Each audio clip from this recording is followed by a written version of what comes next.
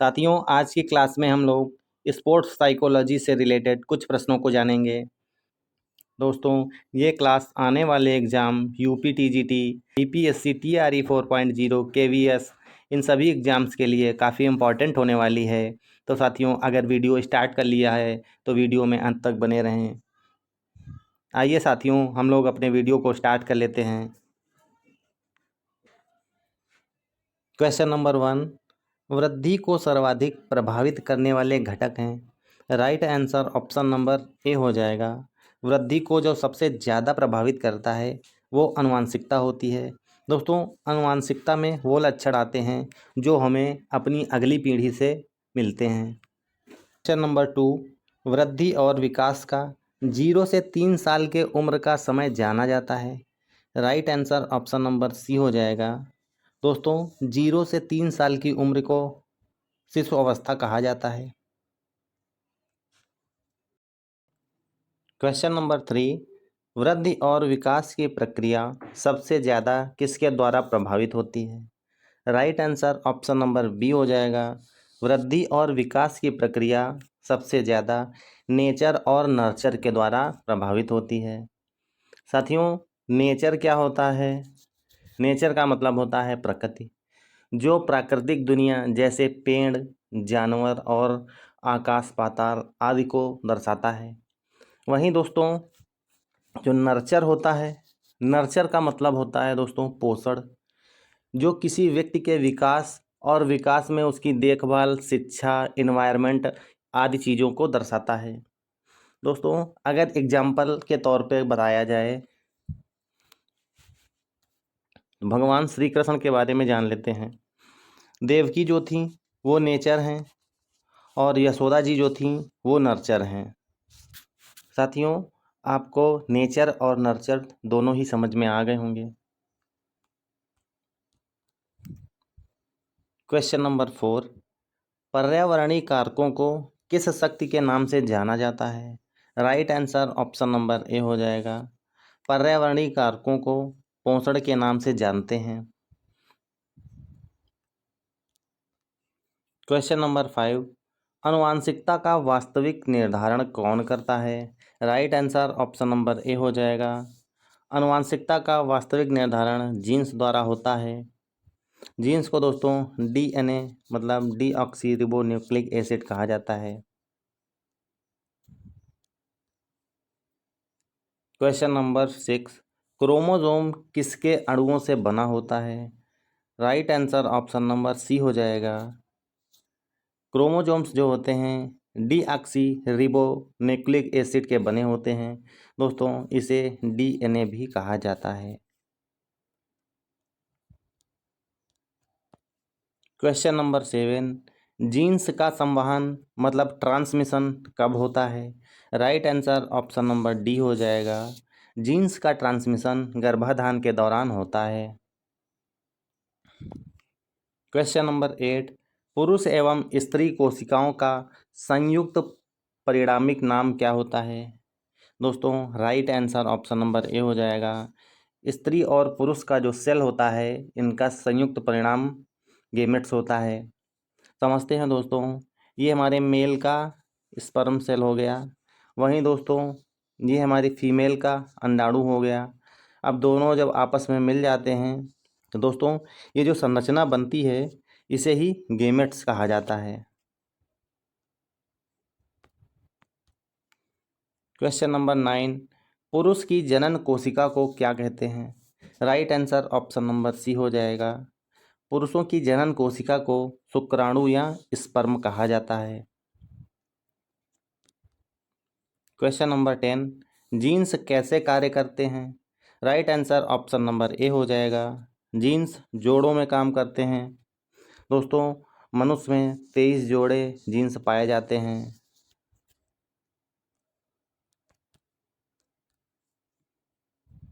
Question number 11, स्त्री की जनन कोशिका को किस नाम से जाना जाता है। Right answer option number D हो जाएगा। स्त्री की जनन कोशिका को अंडाणु या ओवम कहा जाता है। क्वेश्चन नंबर 12, पुरुष शुक्राणुओं में किस प्रकार के गुणसूत्र होते हैं? तो साथियों, पुरुष शुक्राणु में एक्स और वाई दोनों टाइप के गुणसूत्र पाए जाते हैं, जबकि मेल्स में केवल एक्स एक्स टाइप के गुणसूत्र पाए जाते हैं। क्वेश्चन नंबर 13, स्त्रियों में लिंग संबंधी गुणसूत्र कौन से होते हैं? राइट आंसर ऑप्शन नंबर 2 हो जाएगा। स्त्रियों में एक्स एक्स टाइप के गुणसूत्र पाए जाते हैं। क्वेश्चन नंबर 14, जीवन सूत्र किसे कहा गया है? Right answer option number C हो जाएगा। जीवन सूत्र क्रोमोसोम्स को कहा जाता है।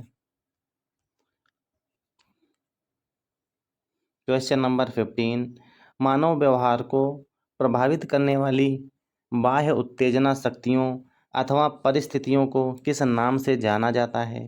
Right answer option number A हो जाएगा। मानव व्यवहार को प्रभावित करने वाली बाह्य उत्तेजना शक्तियाँ पर्यावरण के नाम से जानी जाती हैं। क्वेश्चन नंबर 16, माता पिता तथा पूर्वजों से गर्भाधान के समय शुक्राणुओं एवं रजकणों के माध्यम से बालक को प्राप्त शारीरिक एवं मानसिक गुणों को क्या कहते हैं? Right answer option number C हो जाएगा। जो गुण हमें अपने माता पिता पूर्वजों से गर्भाधान के समय शुक्राणुओं एवं रजकणों के माध्यम से प्राप्त होते हैं उसे वंशानुक्रम कहा जाता है। क्वेश्चन नंबर 17, किस सक्रिय प्रक्रिया के कारण बालक की शारीरिक क्षमता, संरचना व मानसिक योग्यता में वृद्धि होती है? याद रखना साथियों, right answer option number B हो जाएगा। परिपक्वता आते ही मनुष्य के शारीरिक क्षमता, संरचना एवं मानसिक योग्यता में भी वृद्धि होने लगती है। बालक परिपक्व होने लगता है, उसका जो मानसिक विकास है वो अच्छे से डेवलप होता रहता है। क्वेश्चन नंबर 18, एक छोटा बच्चा किस तत्व की कमी से साइकिल नहीं चला पाता? Right answer option number A हो जाएगा। एक छोटा बच्चा परिपक्वता की कमी से साइकिल नहीं चला पाता है। क्वेश्चन नंबर 19, जन्म के पश्चात जिस प्रक्रिया के माध्यम से आनुवांशिकता सक्रिय रहती है उसे क्या कहते हैं? Right answer option number B हो जाएगा।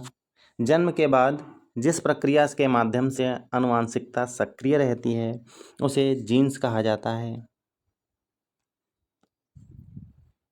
Question number 20, X plus Y प्रकार के गुणसूत्रों का परिणाम क्या होता है? याद रखना दोस्तों, एक्स वाई जो हैं ये मेल्स में होते हैं, वहीं पर एक्स और एक्स फीमेल में होते हैं।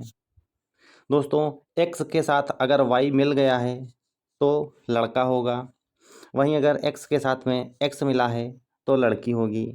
तो right answer option number D हो जाएगा।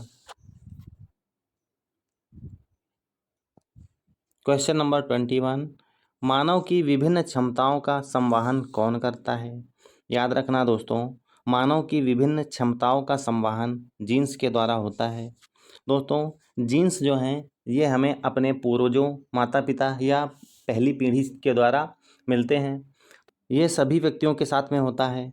सबको अपने पूर्वजों से कुछ ना कुछ गुण मिलते रहते हैं, जिनकी अलग अलग क्षमताएं होती हैं और जिनकी अलग अलग क्वालिटीज़ भी होती हैं। क्वेश्चन नंबर 22, गर्भाधान के समय पुरुष एवं स्त्री की जनन कोशिकाएं मिलकर किस नई कोशिका का निर्माण करती हैं? Right answer option number C हो जाएगा। गर्भाधान के समय स्त्री और पुरुष की जनन कोशिकाएं मिलकर जाइगोट का निर्माण करती हैं। दोस्तों, कहने का मतलब है मेल स्पर्म सेल और फीमेल ओवम दोनों जब आपस में मिल जाते हैं तो दोनों के मेल से जो संरचना बनती है उसे क्या कहा जाता है? तो साथियों, इसे जाइगोट कहा जाता है।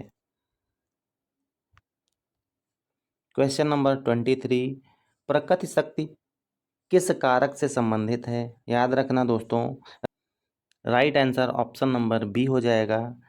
प्राकृतिक शक्ति जो है वो वंशानुक्रम से संबंधित है। क्वेश्चन नंबर 24, सर्वप्रथम मनोविज्ञान को किसका विज्ञान कहा गया है? याद रखना साथियों, सर्वप्रथम मनोविज्ञान को आत्मा का विज्ञान कहा गया था। आत्मा के बाद में दोस्तों दूसरे नंबर पर मनोविज्ञान को मन का विज्ञान कहा गया। इसके बाद साथियों तीसरे नंबर पर मनोविज्ञान को चेतना का विज्ञान कहा गया। और दोस्तों चौथे नंबर पर मनोविज्ञान को व्यवहार का विज्ञान कहा जा रहा है। वर्तमान में क्वेश्चन अगर बनता है मनोविज्ञान को किसका विज्ञान कहा जा रहा है, तो दोस्तों हमारा जो उत्तर होगा वो व्यवहार होगा। इस समय मनोविज्ञान को व्यवहार का विज्ञान माना जा रहा है। क्वेश्चन नंबर 25, मनोविज्ञान को चेतना का विज्ञान कब कहा गया? Right answer option number B हो जाएगा। मनोविज्ञान को चेतना का विज्ञान 19वीं सदी के मध्य में कहा गया था। क्वेश्चन नंबर 26, सर्वप्रथम मनोविज्ञान ने आत्मा, इसके पश्चात मन, तदुपरांत क्या खोया? तो राइट आंसर, तो याद रखना साथियों, सर्वप्रथम मनोविज्ञान ने आत्मा खोई, इसके बाद में मन खोया। तीसरे नंबर पर मनोविज्ञान ने चेतना को खोया। वर्तमान में मनोविज्ञान व्यवहार का विज्ञान माना जा रहा है। क्वेश्चन नंबर 27, मनोविज्ञान की उत्पत्ति किस शास्त्र से हुई है? Right answer option number A हो जाएगा। मनोविज्ञान की उत्पत्ति दर्शन शास्त्र से हुई है। क्वेश्चन नंबर 28, मनोविज्ञान किसका अध्ययन करता है? याद रखना साथियों, मनोविज्ञान मानव एवं पशु व्यवहार का अध्ययन करता है।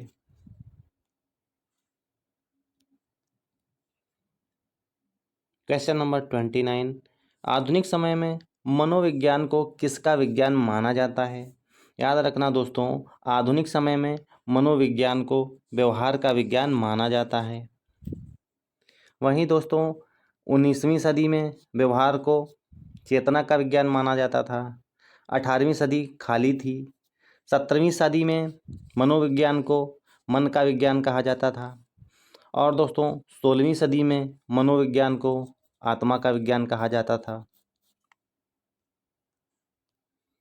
क्वेश्चन नंबर 30, मनोविज्ञान किस प्रकार का विज्ञान है? याद रखना साथियों, मनोविज्ञान सामाजिक विज्ञान है। दोस्तों ये आज की हमारी क्लास थी। उम्मीद करता हूँ आप लोगों को क्लास पसंद आई होगी। दोस्तों वीडियो आपको पसंद आया है तो लाइक करना और मेरे चैनल को सब्सक्राइब कर लेना। मिलते हैं अगली क्लास में नए टॉपिक के साथ में। तब तक के लिए हंसते रहिए, मुस्कुराते रहिए। जय हिंद।